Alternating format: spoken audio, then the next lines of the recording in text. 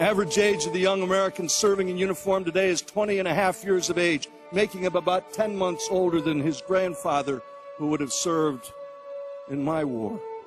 He's a high school graduate. He's a volunteer. He is brighter, better educated, better trained, led, and equipped than any soldier, sailor, airman, guardsman, or Marine of any country in history. He goes to work wearing an 8-pound Kevlar helmet, a 45-pound flak jacket, and today in Kandahar, it was 110 degrees, and he'll hike up those hills and walk back down them without complaining. He's been taught chemistry and physics and ballistics and avionics and electronics to operate and maintain the most sophisticated weapons and equipment ever designed by the hand and mind of man. He can use his body like a weapon, and his weapon like part of his body. And he can take a life or save one because he has been so remarkably well trained. The images of the young Marines and soldiers and sailors and airmen going to Bible studies and religious services aren't staged. They're all real. They're all spontaneous, and nearly all of them are initiated by those young Americans in harm's way. When they gather in prayer circles and huddle up before a mission, they're not going out to play football. They are going into mortal combat, and they know that some of them are liable not to come back. And they do it because they have faith. Just for the grins, how many of you raised a teenage boy? I used to do this when Betsy wasn't there because she eventually told me, I saw you raise your hand. I did that.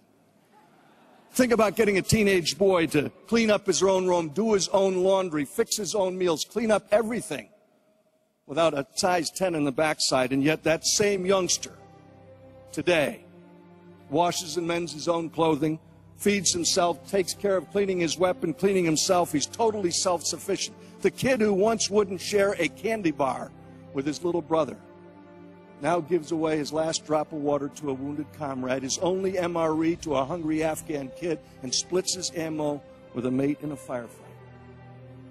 I always save this one for last when I'm explaining it to young people about who they are, because so few of them know the truth of these youngsters. This is a frame taken from my footage on the 6th of April, 2003. Baghdad is the smoke pall you see in the background. The Marine unit I'm with embedded is the van, the lead element of the attack on the Eastern Corridor. We're about 15 miles outside of Baghdad, and a Republican Guards regiment ambushes this Marine rifle company. They spin their Humvees around, and there is a gunfight that occurs between this regiment and this rifle company. And in the midst of the beaten zone, the area where the intersecting bullets are crossing, a United States Navy corpsman I had first met in Kandahar in 2001 rushes into the battlefield, right through the fire, drags two wounded Marines out, and carries them on his shoulder to a helicopter that's landed in the roadway. And in this footage right here, I am standing on the ramp of that helicopter. And this corpsman, who's rushed now twice before and brought these two wounded back, now has a third one. And off to the right-hand side, as you look at the screen, a Reuters news crew sets up their tripod, and they're videotaping him going in and out. And as this guy staggers back into the gunfight, one of them shouts out, "Hey, mate, what did you do that for? Didn't you notice?" In other words, you stupid American. Didn't you notice that wasn't a Marine? If you look carefully at that photograph, you'll see that the wounded warrior, who's already been bandaged up by that United States Navy medical corpsman, isn't a Marine. It's a wounded Iraqi soldier. And this U.S. Navy corpsman has rushed into the battlefield to save his life. And so, because it's polite company, Wayne, I can only put it this way. In response to the Reuters news crew, the Navy corpsman gives them a gesture. You're not supposed to get that part.